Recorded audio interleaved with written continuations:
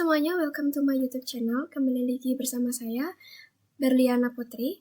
Di video kali ini saya akan membahas tentang sebuah kutipan, daftar pustaka, penomoran, dan cara install Mendeley, dan juga cara menerapkan kutipan daftar pustaka dan juga penomorannya seperti apa.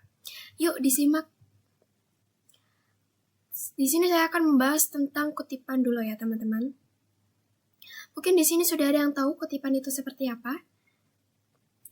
Sebelum saya jelaskan perbedaan kutipan dan daftar pustaka, untuk kutipan sendiri itu ditulis nama belakang penulis dengan tanda baca diakhiri koma ataupun tidak memakai juga tidak apa-apa. Setelah itu ada tahun yang diakhiri dengan tanda titik 2. Selain itu ada halaman. Untuk halaman jika ada ya teman-teman.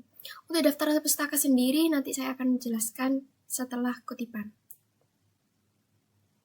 Baik, kutipan itu apa sih Kak? Jadi, kutipan merupakan pengambil alihan kata atau kalimat dari karya tulisan orang lain untuk tujuan ilustrasi atau memperkokoh argumen dalam tulisan sendiri.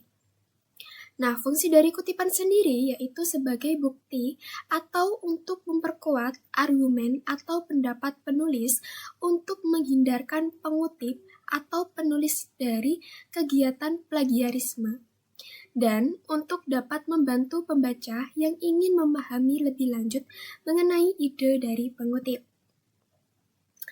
Untuk jenis-jenis kutipan, itu dibagi menjadi 2 ya teman-teman. Ada kutipan langsung dan kutipan tidak langsung. Untuk kutipan langsung, itu dilakukan oleh penulis dengan cara menulis kembali pendapat, pikiran, ide, atau gagasan orang lain yang sama persis dengan aslinya.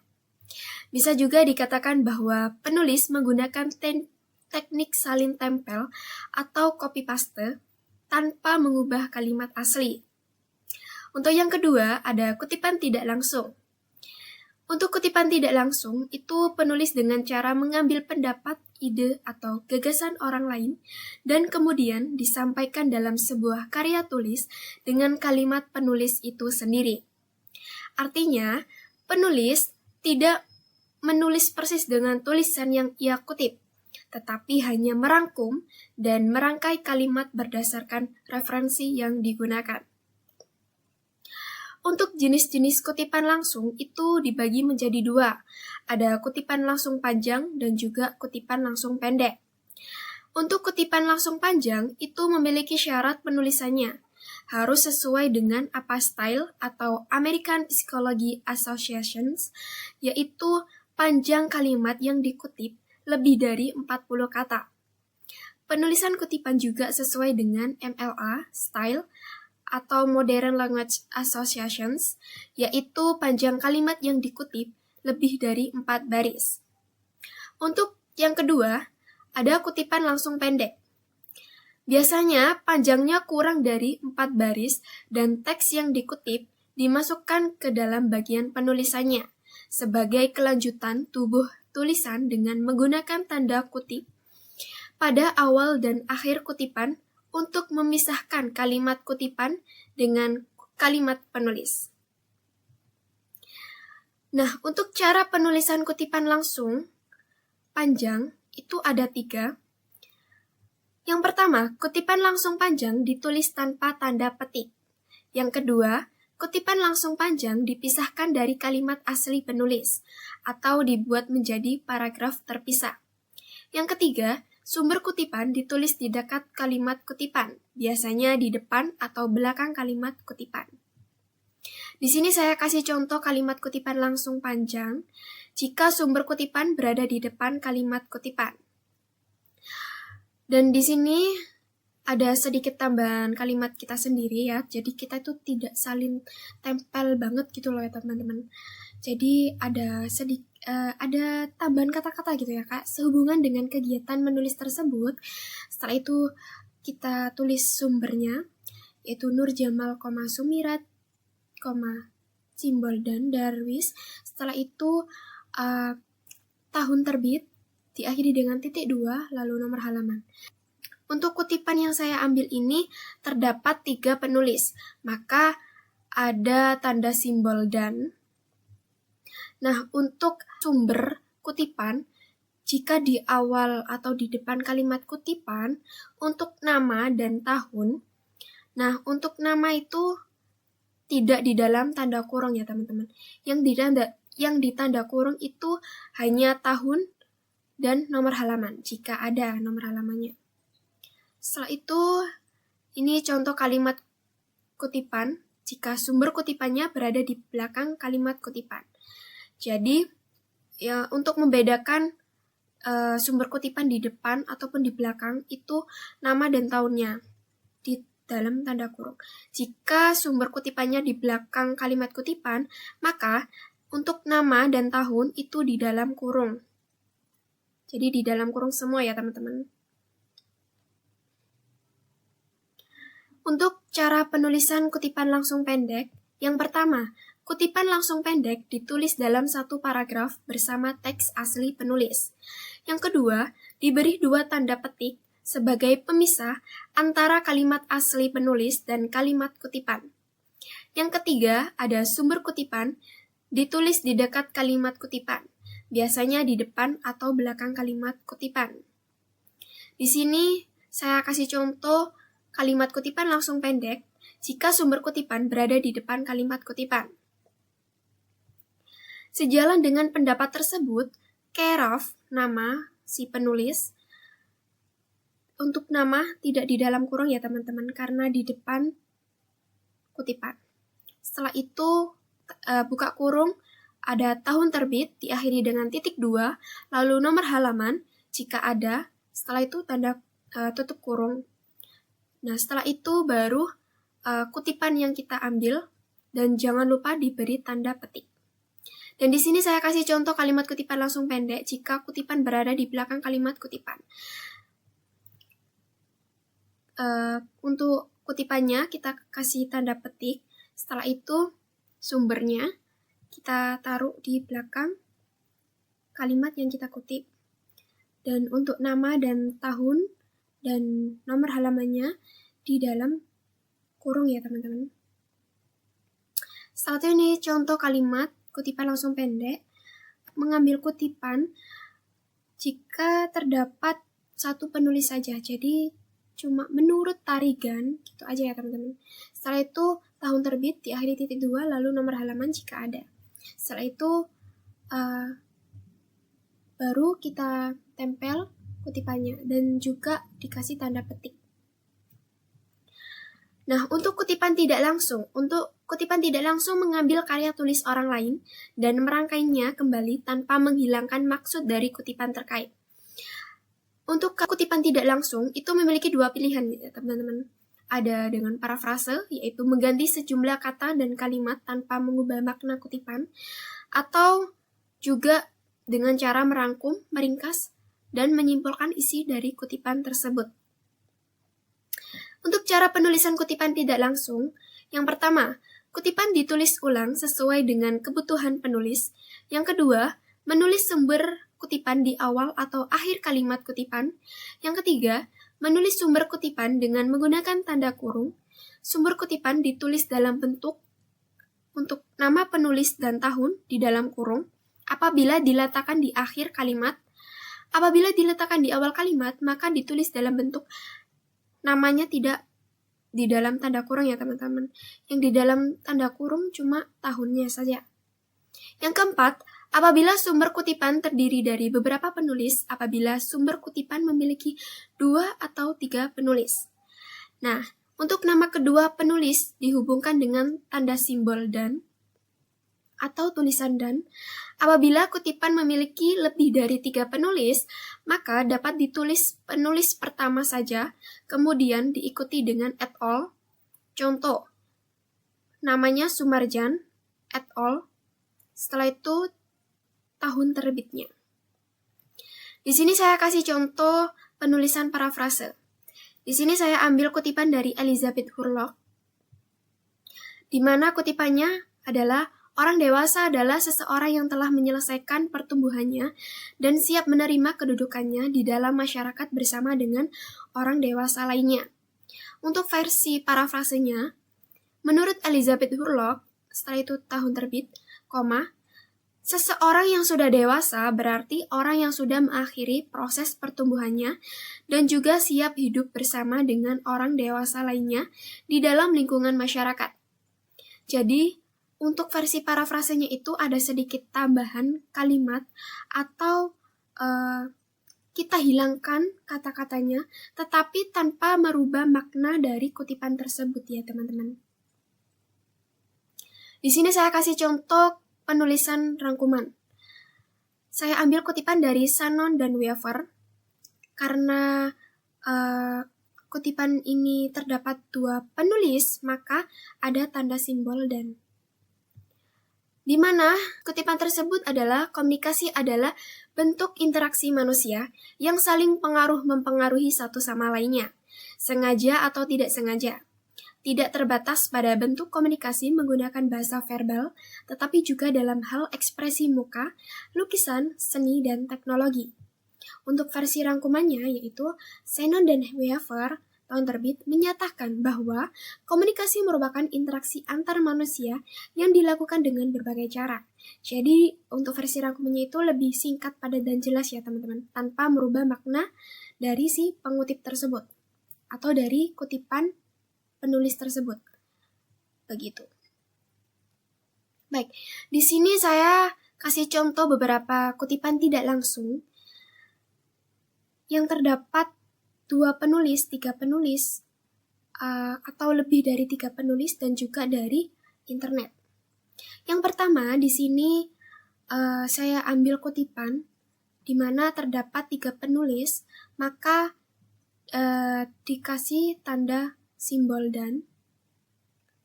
Untuk yang kedua, di mana kutipan ini terdapat lebih dari 3 penulis, maka dikasih dengan at all ya teman-teman.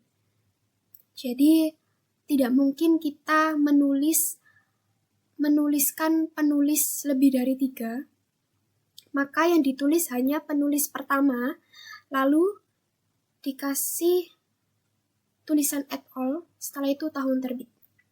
Dan yang ketiga ini saya mengambil dari internet atau website, jadi langsung menurut Andrianko, tahun terbit, pendapat beberapa website retail dunia yang kita kutip tadi. Oke, next. Jadi itu tadi penjelasan kutipan dan contoh kutipan dari saya. Mungkin dari kalian sudah ada yang paham ya tentang kalimat kutipan langsung dan kalimat kutipan tidak langsung, dan contohnya itu apa saja. Begitu. Oke, sebelum saya lanjut ke daftar pustaka, mungkin di sini sudah ada yang tahu atau sudah melihat daftar pustaka itu seperti apa. Untuk penggunaan daftar pustaka sendiri, itu di bagian paling akhir ya teman-teman. Nah, daftar pustaka itu bisa disebut sebagai pranala, referensi, bibliografi, sumber rujukan, dan sumber acuan. Oke, apa sih daftar pustaka itu? Jadi, daftar pustaka merupakan kumpulan referensi atau sumber yang dijadikan acuan dalam tulisan ilmiah. Daftar pustaka dibuat untuk menunjukkan etika dalam tulis-menulis. Jadi, kalau kita membuat sebuah karya ilmiah atau sebuah buku, tidak mungkin kita tidak membutuhkan teori atau sumber dari buku maupun dari internet. Jadi, etika kita sebagai penulis itu harus menghargai penulis lain yang teorinya atau ilmunya yang kita ambil dan kita masukkan ke dalam karya ilmiah kita. Nah, daftar pustaka merupakan sebuah bentuk terima kasih dan menghargai ide penulis lain yang teorinya tadi kita ambil. Selain itu, daftar pustaka juga menguatkan isi karangan kita dan terhindar dari plagiarisme. Jadi kalau misal kita mengambil sebuah kutipan dari si penulis, maka kita wajib mencantumkan nama penulis tersebut. Kalau tidak, kita sudah melakukan yang namanya plagiat. Jadi sesuatu hal yang namanya plagiat itu tentu saja tidak baik ya teman-teman. Jadi kita wajib mencantumkan sumber referensi tersebut atau penulis tersebut. Jadi itu tadi kita harus mencantumkan penulis atau sumber dari penulis tersebut sebagai bentuk menghargai ya teman-teman, dan terhindar dari yang namanya plagiat. Oke teman-teman, sebelum saya lanjut, bagaimana cara menulis daftar pustaka? Nah, untuk daftar pustaka itu ada berbagai jenis. Dan daftar pustaka itu tadi kan sumber atau acuan ya.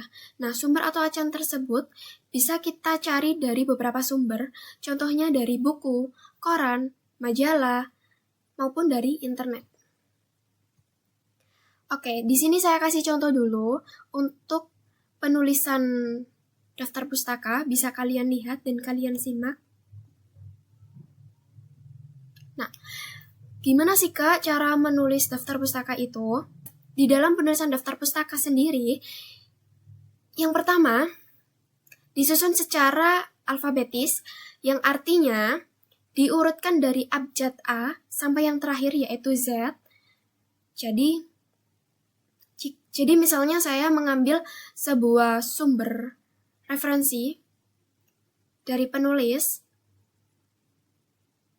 saya urutkan dulu dari abjad A sampai Z. Gitu guys. Untuk yang kedua, dalam penulisan daftar pustaka itu berbeda dengan kita menulis sebuah paragraf. Kalau di dalam paragraf itu kan untuk barisan pertama menjorok ke kanan, setelah itu barisan kedua dan seterusnya rata kiri. Namun di dalam penulisan daftar pustaka itu kebalikannya teman-teman. Jadi di dalam penulisan daftar pustaka, untuk bagian baris pertama rata kiri, lalu di barisan kedua atau ketiga itu menjorok ke dalam. Seperti yang saya paparkan di PPT ini. Jadi rata kiri, lalu barisan keduanya menjorok ke dalam. Lalu jika saya mengambil sumber lagi, berarti rata kiri, lalu barisan keduanya menjorok ke dalam. Di dalam penulisan daftar pustaka terdapat tanda baca. Ada 3 tanda baca, yaitu koma, titik, dan titik 2. Nah, apabila saya mengambil sumber dari buku, maka terdapat 5 komponen, yaitu apa saja? Nama, tahun, judul, kota, dan penerbit.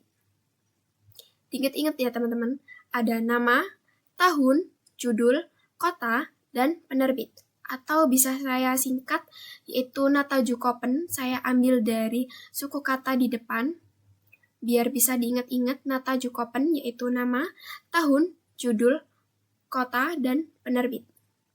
Nah, untuk tanda baca titik itu ada 4 dari 5 komponen. Paham ya teman-teman? Jadi tanda baca titik ada 4 komponen dari 5 komponen. Apa saja yang menggunakan tanda titik? Nama, tahun, judul, dan penerbit. Untuk kota diakhiri dengan titik 2. Nah, di dalam penulisan daftar pustaka, bagian nama teman-teman, di bagian nama itu kita tidak mengurutkan sesuai dengan nama asli kita. Misal ya, saya kasih contoh, misalnya nama penulis dengan nama saya sendiri, Berliana Putri Febiani. Nah, cara penulisan nama daftar pustakanya itu di bagian nama belakang, di bagian paling akhir nama belakang, itu kita taruh di depan bagian nama depan.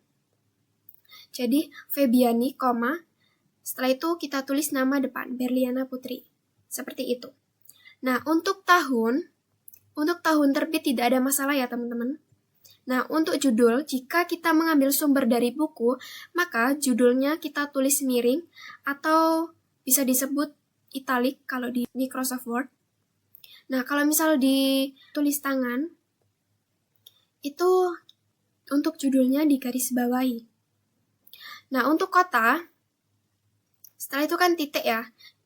Setelah judul, tanda bacanya titik, setelah itu kota, Kota ini kota terbit atau tempat terbit sumber acuan tersebut.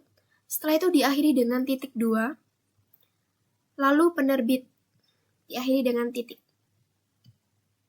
Untuk penulisan daftar pustaka dari buku, sudah yang saya jelaskan tadi ya teman-teman.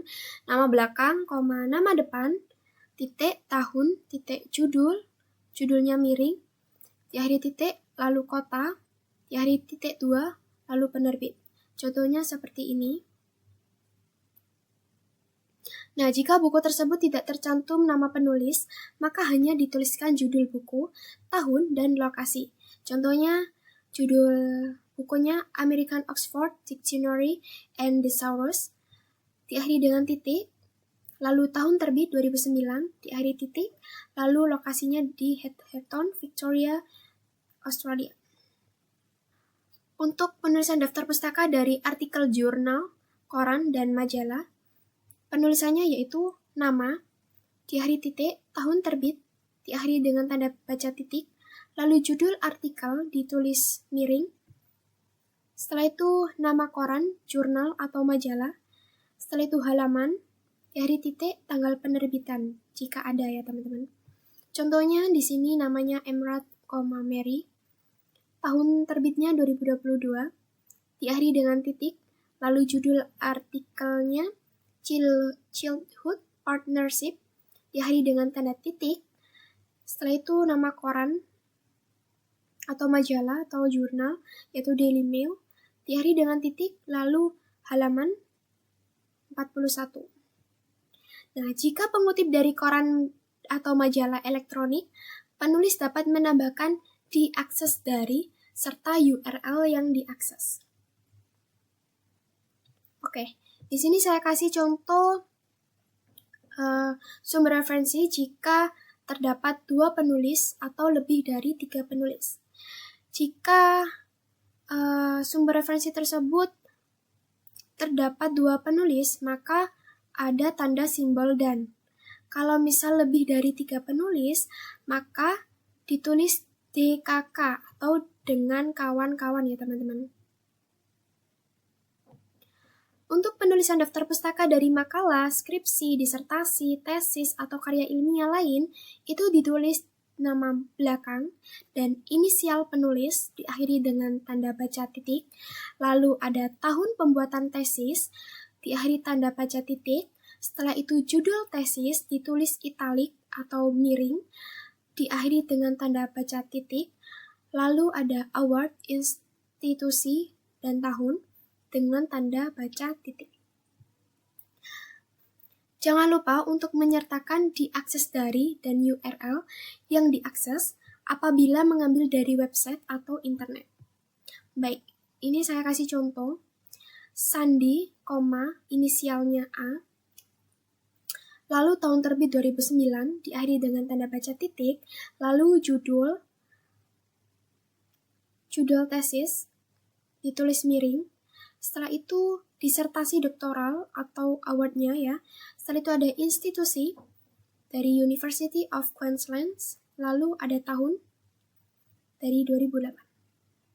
Diakhiri dengan tanda baca titik. Nah, itu tadi teman-teman penjelasan dari saya dari daftar pustaka dan contoh-contoh penulisan daftar pustaka. Semoga kalian juga bisa memahami apa yang saya jelaskan tadi. Dan selanjutnya kita akan membahas penomoran.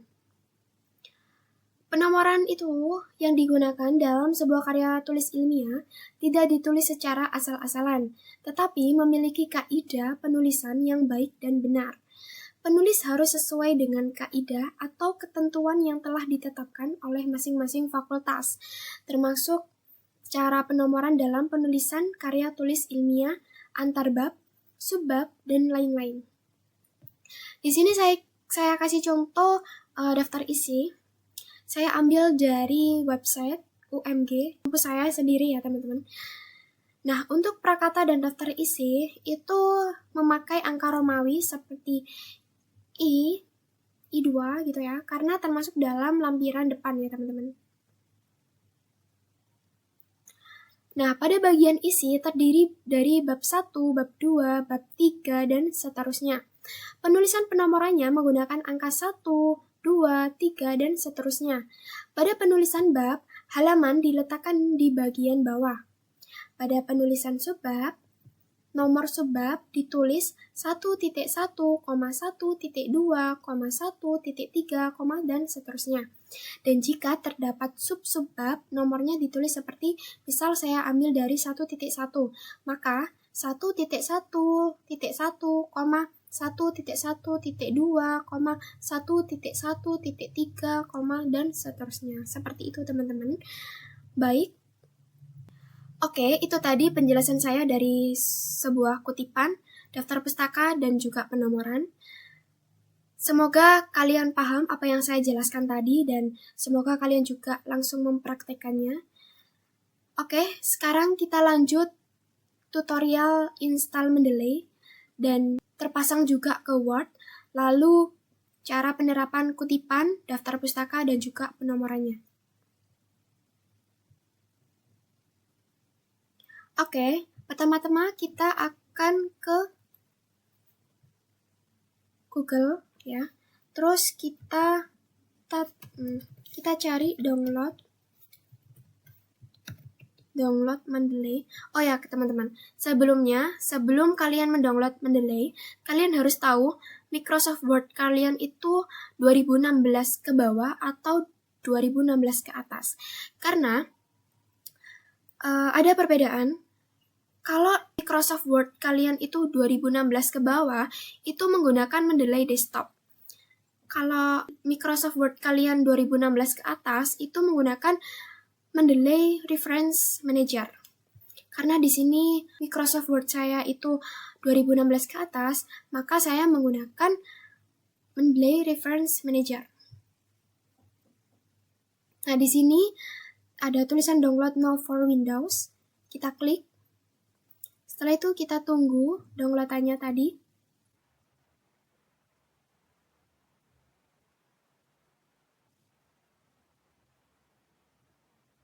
Oke, kita tunggu sampai ini teman-teman. Masih loading.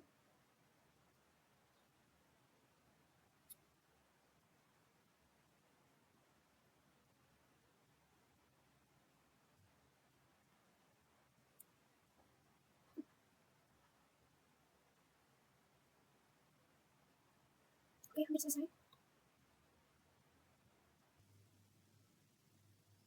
Oke, ini sudah terdownload. Lalu kita buka. Nah, setelah itu muncul tulisan seperti ini ya, teman-teman. Lalu kita klik install.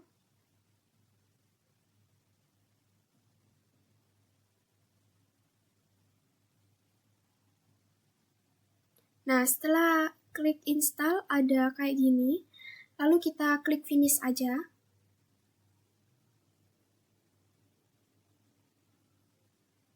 Nah, karena sebelumnya saya sudah pernah mendownload Mendeley dan di sini ada beberapa sumber yang saya masukkan.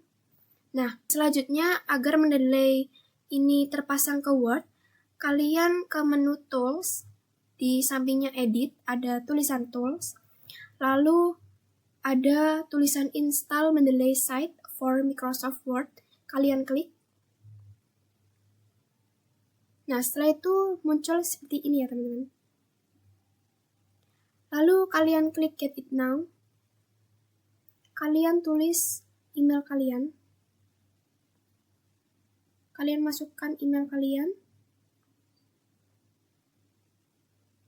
Nah, di sini suruh mengisi form seperti ini.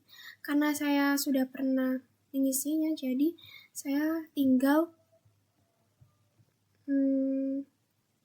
salin saja dari itu.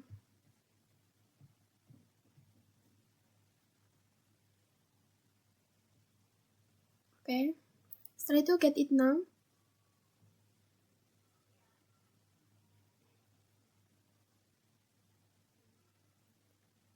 Oke.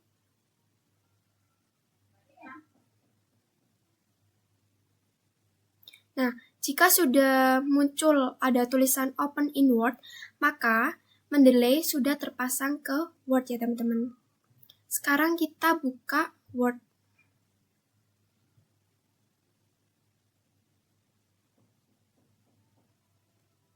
Kita ke menu Reference.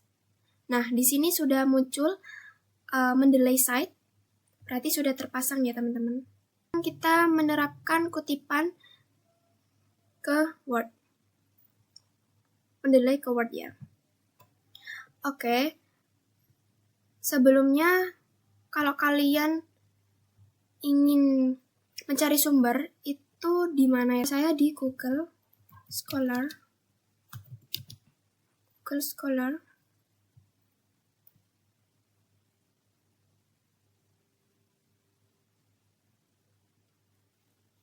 Sastra Budaya Indonesia. Nah, di sini ada banyak sekali sumber yang dikutip ya. Oke, saya ambil dari Budaya Populer di Indonesia judulnya. Terus habis itu saya save dan saya simpan di file download. Lalu saya save. Baik. Setelah itu kita ke aplikasi Mendeley. Nah, kalau kalian ingin menambahkan sumber yang kita save tadi, yang sudah kita download ke dalam Mendeley sini, itu kalian ke menu Add Reference, kalian klik. Setelah itu import file. Terus kalian cari filenya tadi di bagian mana? Tadi di sini ya teman-teman.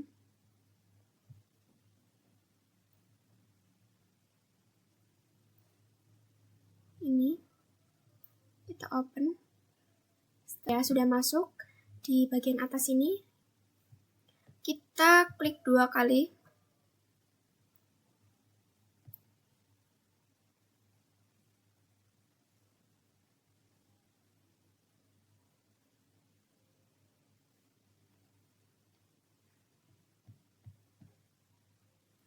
Oke. Berhubung di bagian kanan ini kan belum diisi ya untuk bulan, hari, kota, terus halaman. Kita isi dulu untuk bulan. Apakah di sini ada bulan?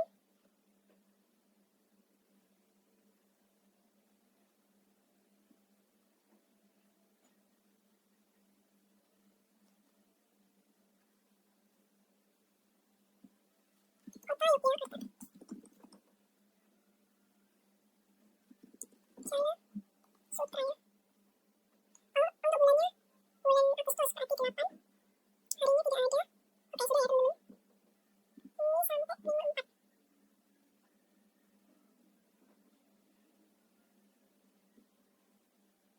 Oke, sudah. Sekarang saya akan mengambil kutipan ke sumbernya. Saya salin.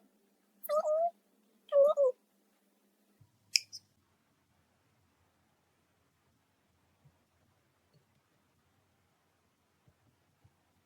Nah, ini kan masih belum rapi ya, kita rapikan dulu.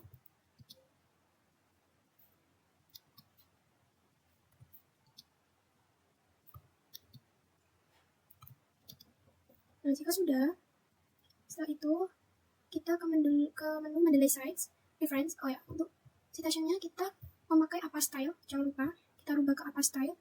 Setelah itu kita klik update citation style. Kita ke reference lagi. Setelah itu kita cari, ini tadi saya ambil dari kutipannya dari mana? Tadi saya ambil dari Budaya Populer Indonesia ya. Saya klik, setelah itu insert satu citations. Nah, muncul Herianto, penulis Herianto, tahun terbit 2012. Baik, saya kasih contoh lagi. Sumber dari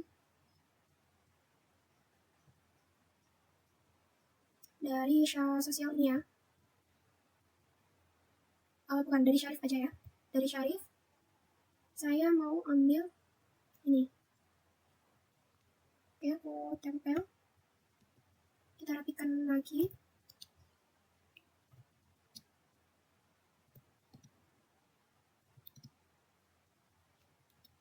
Lalu kita ke menu artikel. Tadi saya memakai sumbernya dari ini ya, namanya perancangan sistem. Kita cari perancangan ini. Kita klik, setelah itu insert satu citations. Nah, muncul. Jika mau dirapikan,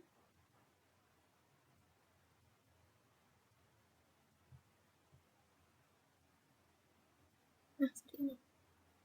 Oke, sekali lagi saya akan kasih contoh dari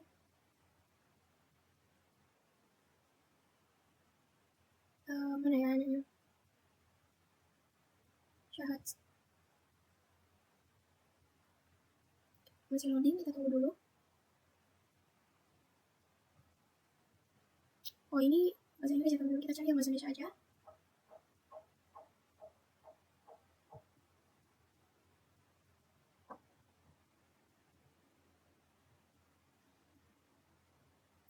Saya ambil kutipan ini ya.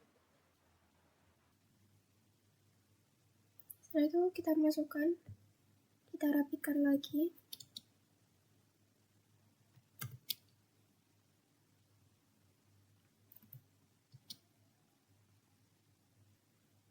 Terus kita ke reference.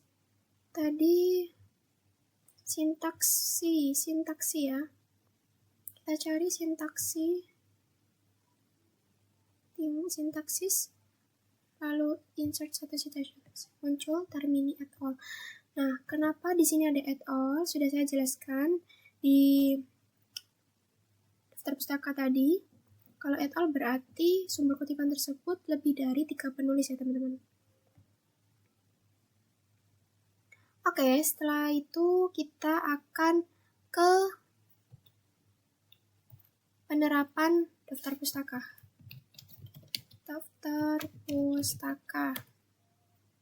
Kalau di dalam daftar pustaka, kita ke bagian titik 3 ini, kanan, atas sendiri, paling pojok sendiri ya teman-teman. Kita klik, setelah itu insert bibliografi, continue. Nah, seketika langsung otomatis ya teman-teman, otomatis dari sumber kutipan yang kita masukkan tadi.